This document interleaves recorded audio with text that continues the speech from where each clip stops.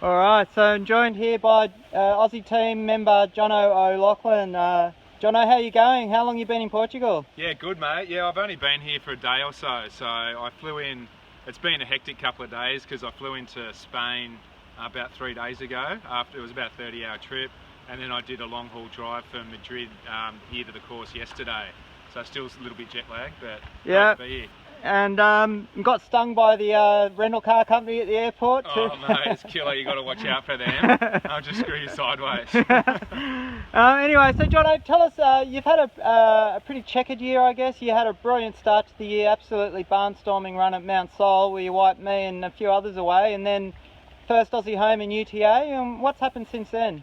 Yeah, it's been a bit of a journey for me actually. I've just had my second child, little Robbie Francis, so it's sort of been about juggling life with a newborn kid, helping out Beck at home, and also trying to get some running in my spare time. So it hasn't been hugely focused on the running, but still get some miles in from time to time. Yeah, and how's the body been leading into the event? Yeah, well that too. I mean, I've had a pretty bad calf injury for the good part of the last 3 or 4 months. So really, it's been about managing that and still trying to get quality Ks in. And really, it's been about trying to make it here to the start line. And it's a huge honour to be asked to represent your country. So it's been about trying to just manage that to get here and make it to the start line and try and finish this thing off with some sort of respectability. Oh look mate, I'm sure you will, and you've had the best in the business in your corner there, Mark Green from the Body Mechanic. Yeah. He's been trying to get you out as much as possible to keep you on the training paddock. Yeah, he's been unbelievable actually. I really thought probably 2 or 3 months ago, or even up to about a month ago, I was still unsure as to whether I'd be running here. Yeah. So yeah, without Mark in my corner, it would have been pretty much impossible, I'd say. He's just been really good, and he's had me running, so yeah. And no problems there. How has he helped you modify your training leading up? It's all about just doing what you can to stay fit, stay strong, and without putting stress on that particular muscle. Mm-hmm. So what he's got me doing, and with a bit of help from my good mate Scotty Hawker, is just trying to get as much vert in as possible. This is a super techie course. There's about 4,500 to 5,000 metres of climbing over 85k.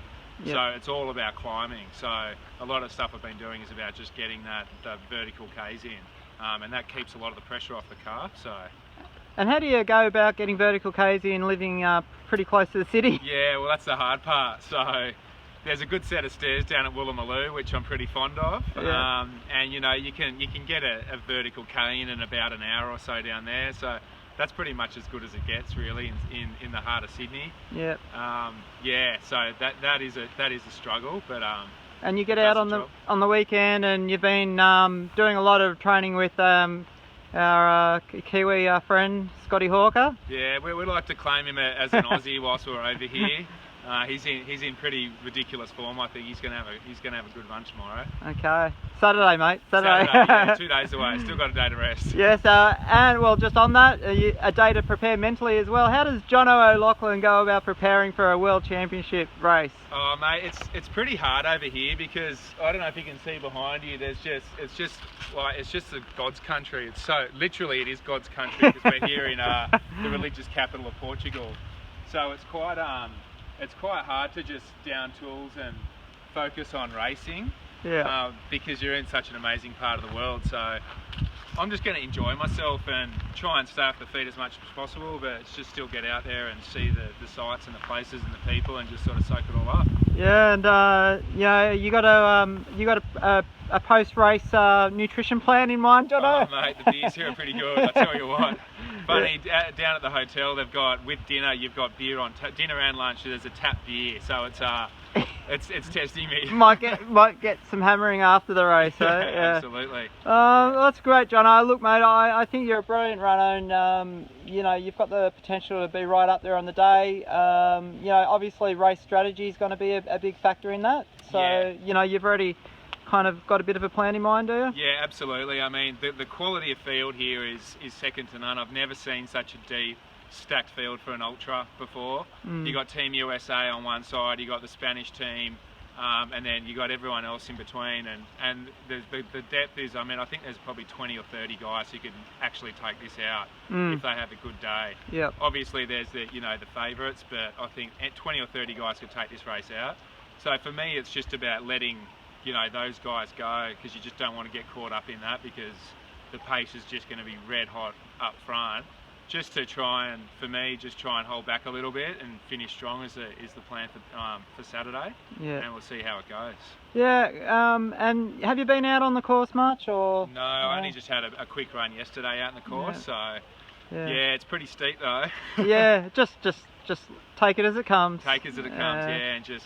I mean, the key, I think there's going to be a bit of carnage up front too, just because of the quality of field. Yeah. There's going to be a lot of guys pushing really, really fast off the gun.